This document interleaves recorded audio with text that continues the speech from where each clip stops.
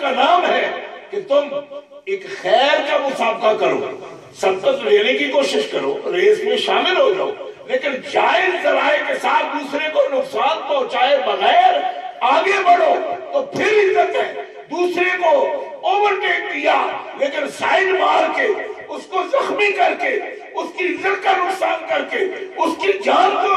طلب کر کے یا زخمی کر کے یا مجروح کر کے یا پروپیگنڈے سے فتنہ برپا کر کے اس کو تم نے پیچھے کیا، خود کو آگے بڑھایا، اللہ فرماتا ہے یہ عزت کا ذریعہ نہیں۔ عزت یہ تھی کہ دوسرے کی عزت کو تم خیال کرتے ہوئے اپنا راستہ بناتے تو پھر تمہارے لیے عزت تھی۔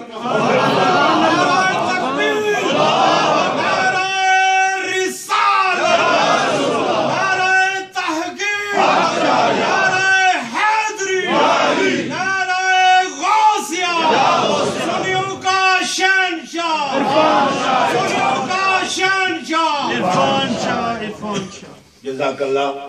یہ آپ کے جذبات ہیں، اللہ آپ کو ہمیشہ سلامت رکھے۔ میرے لیے بھی آپ عزت کی بات کر رہے ہیں لیکن میرے پاس ٹائم کم، میں آپ سے خدمت میں 10 بستہ یہ عرض کرتا ہوں کہ شیفیلڈ کی زمین سے میں 15 سال گزرتا رہا ہوں اور مجھے خیال آتا تھا دوسرے شہروں میں ہم کانفرنس کرتے ہیں، یہاں سے گزر کر جاتے ہیں، کبھی ہم جا کے ڈنڈی میں کرتے ہیں، کبھی ہم کونٹری میں کرتے ہیں، شیفیلڈ میں کب کریں گے کانفرنس؟ تو اتنے سالوں کے بعد یہ موقع مل رہا ہے، شیفیلڈ میں کانفرنس مل رہی ہے، تو اللہ نے چلا ٹائم نہیں لگا دینا، اس میں مجھے بات کرنے دو کیونکہ نماز کا وقت ہے۔ حافظ صاحب کے اللہ سے جو امام ہیں علامہ حافظ محمد اسلم صاحب، ان سے میری بات ہوئی ہے کہ نماز ہم ٹائم پہ انشاءاللہ پڑھیں گے، تو میری آپ سے یہ درخواست ہے کہ میں بات کروں گا اور نعرہ شریف کے نامہ خلاف ہوں، آپ کو پتہ میں تو اونچا نعرہ سنتا ہوں، اور چودھری محمد ارشد ہمارے بہت ہی دل کے عزیز ہیں، وہ سمجھتے ہیں کہ شاید بیمار بھی ہیں، تھوڑا سا کڑھا دے انہوں نے، لیکن میں آپ کی محبت کو جانتا ہوں، مگر میرے لیے ٹائم میں تھوڑا سا بات کرنا چاہتا ہوں، اور یہ بات اب میں نے واضح کر دی، اس کو بار بار دہراؤں گا نہیں میں، کہ عزت کی سوچ سمجھ، عزت فضیلت درجہ ہم اس کو جانتے بھی نہیں، اور میں آپ تعجب کریں گے لیکن تعجب آپ کو ہونا نہیں چاہیے، کیوں کہ آپ بھی تو کوئی جاٹ ہے، کوئی زمیندار ہے، کوئی آپ میں پاکستانی بھی ہوگا، کوئی کشمیر کا ہوگا، تو آپ کو پتہ ہے کہ یہ بات آپ نہیں سمجھتے کہ لوگ مار کے عزت سمجھتے ہیں، آپ کو سمجھانی پڑے گی یہ بات، ایسا ہے، ہم نے آنکھوں سے دیکھا، یہ قرآن جو کہہ رہا ہے ایسے لوگ تھے اور ایسے لوگ ہیں ابھی بھی، کہ عزت ہونی چاہیے، جس ذریعے سے بھی اس پر بات نہیں ہونی چاہیے، لوگ سمجھتے ہیں مال ہونا چاہیے، کیسے آیا اس کی بات نہ کرو، عزت ہونی چاہیے، بڑا نام ہونا چاہیے، اقتدار ہونا چاہیے، کیسے آیا اس کی بات نہ کرو۔ اللہ تعالیٰ جل شانہ فرماتا ہے یہ ٹھیک نہیں ہے، کیوں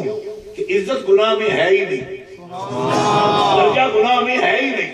فضیلت گناہ میں ہے ہی نہیں، تو جس کو تو فضیلت سمجھ رہا ہے وہ اس میں عزت نہیں، اس میں بے عزتی ہے، اس میں انسلٹ ہے۔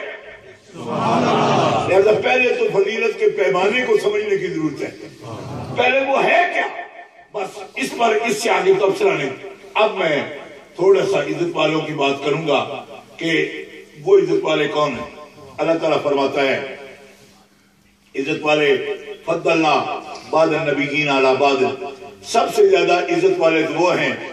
جن سے تمہارے اللہ تعالیٰ کا کلام ہے، اللہ ان کو وحی نازل کرتا ہے، اللہ ان کو نبوت عطا فرماتا ہے۔ میں مخلوق کی بات کر رہا ہوں، مخلوق میں اللہ فرماتا ہے سب سے بڑی عزت ان کی ہے جن کا اللہ سے رابطہ ہے۔ اللہ کیونکہ عظمت والا ہے، اللہ بہت عزت والا ہے، پیمانہ یہ ہے کہ جس کا اللہ سے قرب ہے مخلوق میں وہ بڑا سربلند ہے۔ یہ اس پیمانے سے بات کر رہا ہوں میں آپ کے سامنے۔ لہذا فضیلت، درجہ، عزت یہ اللہ کے حوالے سے، کیونکہ عزت تو ساری ہے اس کے پاس، اب ہم عزت ڈھونڈے اس کے دور دور تو غلط ہے۔ للہ العزت جمیعا، ساری عزت اللہ کے پاس ہے، اور اب کس کے پاس ہوگی؟ اب اس کے پاس ہوگی جو اللہ کے قریب ہوگا، کیونکہ عزت ساری، یہ قرآن کا دعویٰ ہے، للہ العزت جمیعا، ساری کی ساری عزت اللہ کے پاس ہے، تو اب مخلوق میں کس کے پاس ہوگی؟ جو اللہ کے قریب ہوگا، اللہ کے قریب ہوگا۔ اب پوچھا جناب وہ کون ہے؟ فرمایا اللہ کے قریب مقرب کون ہے؟ یہ لفظ بھی اگر قرآن پاک سے سنانا پڑے تو ہم سنا سکتے ہیں کہ ان کو اللہ تعالیٰ فرماتا ہے وَمِنَ الْمُقَرَّبِينَ، یہ ہے میرے قریبی عبادنا ابراہیم واذکر عبادنا ابراہیم واسحاق ویعقوب اولي الايدي والابصار انا اخلصناهم بخالصة ذکر الدار وانهم عندنا لمن المصطفین الاخیار۔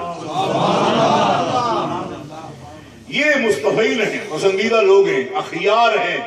مقربین ہیں، مخلصین ہیں، محسنین ہیں، اور کلن فضلنا علی العالمین، اور یہ سارے کے سارے وہ ہیں جن کو میں نے 18,000 عالموں پر، جتنے بھی عالم ہیں، جتنے جہان ہیں، سب پر میں نے نبیوں کو سر بلند فرما دیا۔ سبحان اللہ،